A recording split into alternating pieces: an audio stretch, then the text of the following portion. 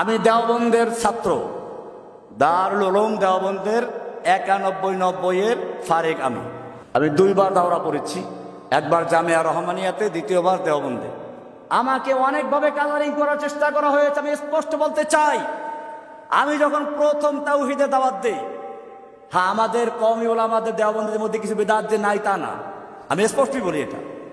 আমি সেগুলো তুলে ধরি, তাই বলে আমাকে আহলে হাদিস বলা দেওয়া হলো। আমি কি আহলে হাদিস? আমার ছাত্র জীবন কেটেছে লালবাগ মাদ্রাসায়। কোথায়? লালবাগ। কোন জামিয়া কোরআনে আরাবিয়া, কোন আলাদা মাদ্রাসা? জামিয়া রহমানিয়ার সাথে আমার স্মৃতি জড়িত। রহমানি আমার নামের অংশ। এটা কোন আহলে হাদিসের মাদ্রাসা? দারুল উলুম দেওবন্দ। আহলে হাদিসদের রাখা নাকি? দেওবন্দ মাদ্রাসা আহলে হাদিস মাদ্রাসা নাকি? দেওবন্দের ছাত্র আমি।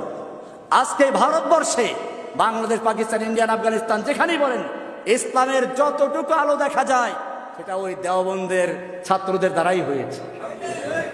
সুতরাং वाकिफ तो है इस राज से ये दार रसन भी, वाकिफ तो है इस राज से ये दार रसन भी, हर दौर में तकमील वफा हमसे हुई है, हर दौर में तकमील वफा हमसे हुई है। যুগে যুগে যখনই বাতিল এসেছে, ওলামায়ে দেওবন্দ, ওলামায়ে হক্কানি, ওলামায়ে রব্বানি তারা ময়দানে ঝাঁপিয়ে পড়েছে। বাতিল এসেছিল, গণজাগরণ মঞ্চের নাম ধরে হক নেমেছিল, ওলামায়ে দেওবন্দ নেমেছিল শাপলা চত্বর আন্দোলনের মাধ্যমে।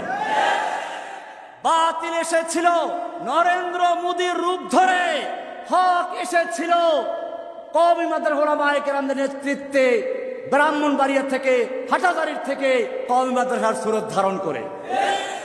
সুতরাং বাতিল যখনই এসেছে, ওলামায়ে হক্কানি, ওলামায়ে রব্বানি, ওলামায়ে দেওবন্দ বাজারে ঝাঁপিয়ে পড়েছে। আমি তো তাদেরই একজন সন্তান। আল্লামা আজিজুল হক রহমাতুল্লাহি আলাইহি, বাংলাদেশের প্রসিদ্ধ শাইখুল হাদিস। শাইখুল হাদিস তো আমরা অনেকেই আছি, কিন্তু এক কথায় শাইখুল হাদিস বললে কাকে বুঝায়? আল মুতলাকু ইযা উতলিকা, তারপর কি? ইরাদু বিহি আল ফারদুল কামিল। মান হুয়া আল ফারদুল কামিল? যদি শুধু বলা হয় শাইখুল হাদিস, তার কাকে বুঝায়? তিনি দুনিয়া থেকে চলে গেছেন, কত বছর হয়ে গেছে, এখন পর্যন্ত কি আছে? তার নাম জীবিত আছে। আল্লামা শাইখুল হাদিস রহমাতুল্লাহ আলাইহিকে দেখতাম, যখনই কোনো এরকম অনিসলামিক কোনো কার্যকলাপ শুরু হয়ে গেছে, তিনি বলতেন আবু বকর রাদিয়াল্লাহু সেই মহান উক্তি, আয়ান কুসুদ্দিন ওয়া আনা হাই, দ্বীনের সামান্য ক্ষতি হবে আর আমি জীবিত থাকব, এটা হতে পারে না। তিনি ময়দানে ঝাঁপিয়ে পড়েছেন। তিনি বারবার জেলে গিয়েছেন, নির্যাতিত হয়েছেন। আমি তো তার ছাত্র, আল্লামা আজিজুল হক সাহেবের ছাত্র, মুফতি আমিনীর ছাত্র, আমি লালবাগের ছাত্র। আমি অনেক হয়তো এটা জানে না, আমি জানি রহমানিয়ার ছাত্র, আমি লালবাগের ছাত্র। লালবাগ থেকে শুরু করে রহমানিয়া থেকে শেষ, দাওরা শেষ করে তারপরে দেওবন্দে গেছে। ভাইয়েরা আমার, তাহলে কেন আমাকে কালারিং করা হলো? আমি আপনাদের সামনে স্পষ্ট বলি, আমার বক্তব্যের কিছু ভাষা করা হয়ে যেত, যুবক ছিলাম তো তখন, কিন্তু বুড়ো হয়ে গেছে। এই ভাষার কারণে হয়তো ওলামায়ে কেরাম আমার কথা একটু কষ্ট পেয়েছেন। আমি আজকের এই লালখান বাজার মাদ্রাসা থেকে বলছি, আমার কথায় যদি কেউ কষ্ট পেয়ে থাকেন, বিশেষ করে আমার কওমি অঙ্গ ওলামায়ে কেরামরা, আমি তাদের কাছে করজোর ক্ষমা চাচ্ছি। আমি আপনাদের সন্তান, আমি আপনাদের বাচ্চা।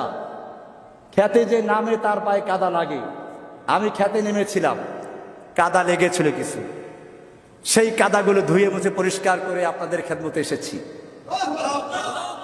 ইনশাআল্লাহ বাকি জীবনটুকু যেন ওলামায়ে দেওবন্দ, ওলামায়ে হক্কানি, ওলামায়ে রব্বানি তাদের সাথে থেকে ইসলামের বিজয় দেখে যেতে পারি, সেই জন্য আপনাকে দোয়া কামনা করছি। এখন আমার একই কাজ, লিইউযহিরাহু আলাদ দ্বীনে, সকল দিনে বাতিলের উপরে দিনে হককে বিজয়ী করার জন্য বাংলাদেশের প্রান্তে প্রান্তে ছুটে যাওয়ার ইচ্ছা আছে ইনশাআল্লাহ।